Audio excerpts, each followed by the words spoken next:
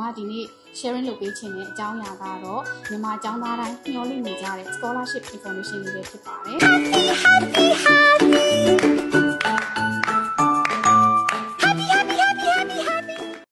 အားလုံးပဲမင်္ဂလာပါအမက MSI Academy Education Center ရဲ့ counselor မချစ်ဝေဖြစ်ပါတယ်အမဒီနေ့ sharing လုပ်ပေးခြင်းနဲ့အကြောင်းအရာကတော့မြန်မာကျောင်းသားတိုင်းမျှော်လင့်နေကြတဲ့ scholarship information တွေပဲဖြစ်ပါတယ်ဒီ scholarship ကဆိုလို့ရှိရင်အမတို့ MSI နဲ့ partnership ချိတ်ထားတဲ့ကျောင်းတစ်ကျောင်းဖြစ်တဲ့စင်ကာပူနိုင်ငံ PSB Academy ကပဲပေးရမှာဖြစ်ပါတယ်ဘယ် level အတွက်ပေးတာလဲဆိုရင် diploma level အတွက်ပေးတာဖြစ်တဲ့အတွက်ကြောင့်မြန်မာကျောင်းသားကျောင်းသူတွေပေါ့နော်ဒီ10တန်းအောင်မြင်ပြီးထားတဲ့ matriculation exam pass ဖြစ်ထားတဲ့ကလေးတွေတပါးသာချင်းစီရဲ့ရမှတ်က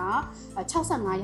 မှာရှိမယ်ပြီးရင် GED ကလေးတွေပေါ့နော် GED ကျောင်းသားကျောင်းသူတွေဆိုလို့ရှိရင်လည်း4ဘာသာပေါင်းခြင်းကအမှတ်ပေါင်း640 above မှာရှိရဆိုလို့ရှိရင်တော့ PSB Academy ကပေးအပ်တဲ့ Diploma Merit Scholarship ကိုလျှောက်ထားရယူနိုင်မှာဖြစ်ပါတယ်ဒီ PSB Academy ကဆိုလို့ရှိရင်သူက UK,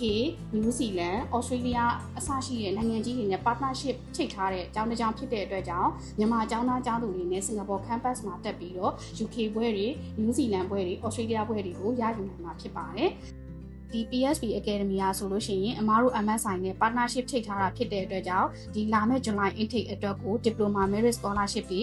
လျှောက်ထားခြင်းနဲ့ဆိုလို့ရှိရင်တော့အမားတို့ MSI Academy ရဲ့ Education Center page မှာ one-on-one free counseling လည်းလုပ်ပေးပါတယ် online ကနေတော့၎င်းလူကိုယ်တိုင်တော့၎င်းလာရောက်ဆွေးနွေးနိုင်ပါတယ်ပြီးတော့ဒီ PSB ကလည်းအမားတို့နဲ့ partnership ချိတ်ထားတာဖြစ်တဲ့အတွက်ကြောင့်မောင်လေးတို့ညီမလေးတို့အတွက်ကျောင်းလျှောက်တာတွေရော visa process တွေရောအမားတို့အစအဆုံးပေါ့နော် one stop quality service နဲ့စီစဉ်ဆောင်ရွက်ပေးပါတယ်အားလုံးကျေးဇူးတင်ပါတယ်